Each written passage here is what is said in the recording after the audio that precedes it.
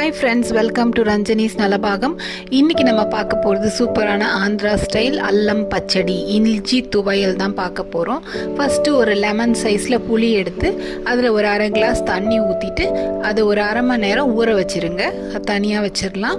அதுக்கப்புறம் இதுக்கு ஒரு 3 ஸ்பூன் உளுத்தம்பருப்பு, 1 ஸ்பூன் கடுகு, அரை ஸ்பூன் வெந்தயம், ஒரு 5-6 காஞ்ச மிளகா இதெல்லாம் தேவைங்க. அதை எடுத்து வச்சுக்கோங்க. நான் ஒரு பெரிய துண்டு இஞ்சி எடுத்திருக்கேன், மேபி ஒரு 100 கிராம்ஸ்.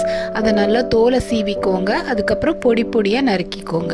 இப்போ ஒரு கடாயில் 2 குழிக்கரண்டி நல்லெண்ணெய் எடுத்திருக்கேங்க. நல்லெண்ணெய் தான் டேஸ்ட்டாக இருக்கும். அதில் இந்த உளுத்தம்பருப்பை போட்டு நல்லா வறுத்துக்கணும். இந்த துவையல் ரொம்ப டேஸ்ட்டாக இருக்கும். தோசை இட்லிக்கெல்லாம் செம காம்பினேஷன்.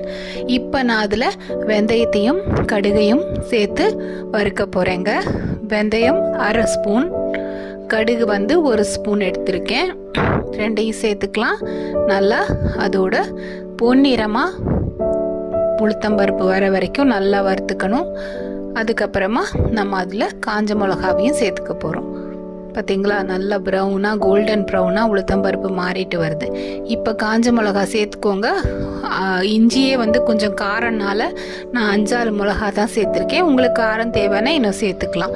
அதுக்கப்புறம் அந்த இஞ்சியை போட்டுட்டு அடுப்பை ஆஃப் பண்ணிவிடுங்க. இது மறந்துடாதீங்க, அடுப்பை ஆஃப் பண்ணிவிடுங்க. இஞ்சியை போட்ட உடனே அந்த சூடு மேலேயே அந்த இஞ்சி இருந்தால் போதுங்க.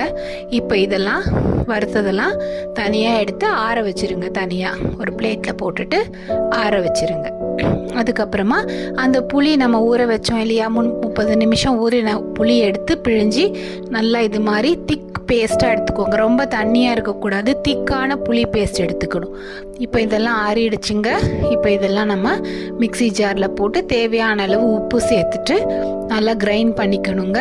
நல்ல பவுடர் மாதிரி வந்துடும் கிரைண்ட் பண்ணால். பார்த்தீங்களா, நல்ல ஒரு பேஸ்ட் வந்துடுது. இப்போ இதில் அந்த புளி கரைச்சி வச்சுருக்கோம் இல்லையா, அந்த புளி பேஸ்ட்டையும் நம்ம சேர்க்க போகிறோம். பாருங்கள், அந்த புளி பேஸ்ட்டையும் சேர்த்துட்டு நான் பல்ஸில் வச்சு 2-3 தடவை திருப்பினா போதும். கிரைண்ட் பண்ண தேவையில்லை, பல்ஸில் திருப்புங்க. பார்த்தீங்களா, நல்ல சூப்பரான இஞ்சி துவையல் உங்களுக்கு இப்போ ரெடி ஆயிடுச்சு.